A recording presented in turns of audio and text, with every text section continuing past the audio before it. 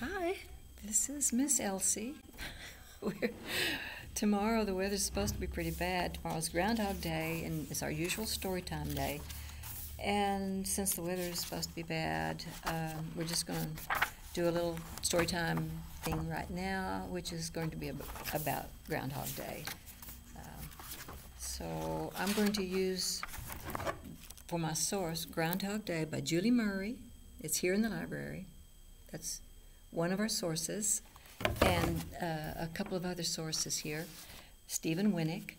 I got this online off of the computer, and also the book by Don Yoder. He had a book called Groundhog Day, which was he put that out in 2003. And then there's another book called Serious Nonsense by William Donner. So those are my sources, the main sources that we're going to use today. Tomorrow is Groundhog Day. Groundhog Day. That's when our groundhog will come out of hibernation. And if he sees his shadow, he'll return to hibernate, and cold weather will persist for several weeks. But if not, then the weather's supposed to warm up. Maybe we'll have an early spring. Who knows? Now, the groundhog has other names. He's formerly known as a Marmota monax. And his other terms are called woodchuck, marmot, lamb beaver, whistler, or even whistle pig. I'd never heard that before. I'm going to show you a picture of the groundhog. I think you might be able to see that. I'll show you some more pictures too. But groundhogs, they are furry, they're brown or gray, they have bushy tails, and before they hibernate, they get really, really fat. And during hibernation, they'll curl up in a burrow, and their heart rate can slow down to as little as 4 beats per minute. Now, if you want to know about what they eat and some other things about them, you can check out this book. This is a pretty cool book, and it's an easy read book here. And now then, for the rest of our sources, I'm going to go to this to Steve Winnick's. Now then, Groundhog. The Groundhog Day tradition is celebrated in many places in the United States and in Canada, and of course, it's pretty humorous. It's best known, though, among people who spoke German, especially Pennsylvania Dutch. And Yoder tells us that this came from the Celts, and they had festivals and holidays around solstice and equinox, and these festivals were celebrated and influenced people in Europe and in European colonies in America. And still today we celebrate a lot of the festivals that the Celts had. And before the Western European people were Christianized, then it was more what we would call nowadays pagan rituals. But when they Christianized, they began to turn those rituals into Christian, other celebrations, like some of them were Christian holidays, like Candlemas. Candlemas was February the 1st, which extended to February the 2nd, and then it became Groundhog Day. Now, here's another picture of a groundhog.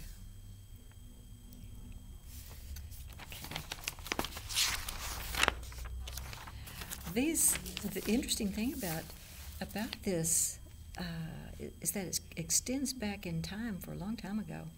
Back in 1523, John Skelton wrote, "Men were wont for to discern by Candlemas Day what weather should hold." They were predicting weather back then. And in 1584 and in 1678, John Ray said, "If Candlemas Day be fair and bright, winter will have another flight. If on Candlemas Day it be shower and rain, winter is gone and will not come again." Now then, Germans believed the weather were predicted by a badger rather than groundhog. But otherwise, these traditions are the same, and that's what Don Yoder said in his book. And another thing that was quoted here was, In the Handbook of German Folk Belief, it says that Dochstag, or Badger Day, is a German folk expression for Candlemas. If the badger encountered sunshine on Candlemas and therefore saw his shadow, he crawled back into his hole to stay for 4 more weeks, which would be a continuation of winter weather. So you see, the tradition has been around for a long time. And for us in America, we usually hear about it, the Punxsutawney Phil over in Pennsylvania. And we'll talk about that in a minute.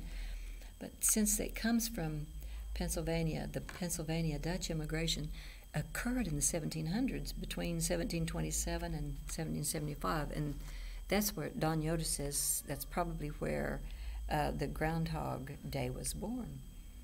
And William Donner describes in his book, Serious Nonsense, in 2016, about the lodges that they actually had. I mean, this was a very important thing. And I want to just go ahead and read you some of that. There were 300 or 400 men in the hall. At the front were a decorated stage and an 8-foot statue of a groundhog wearing a crown. At the beginning of the meeting, everyone stood reverently as men in top hats carried in a stuffed groundhog and placed it in front of the speaker's podium. They pledged allegiance to the American flag, sang America, and then listened to a prayer, all in the Pennsylvania German-Dutch language. And they raised both hands, their paws, and they took an oath of allegiance to the lodge and the groundhog, and they listened to the weather report. If anyone spoke English instead of German, the German language during that time, they were fined. So they were very serious about their serious nonsense. So in America, of course, our best-known Groundhog Day personage is Punxsutawney Phil from Punxsutawney, Pennsylvania. And this annual festival traces its origin back to 1887, when members of the local Elks Lodge went to nearby Gobbler's Knob to consult a groundhog about the weather. And that has continued, so much so, where the groundhog talks to the inner circle of people about what the weather's going to be. And there's a movie with Bill Murray in it called Groundhog Day, which is really funny.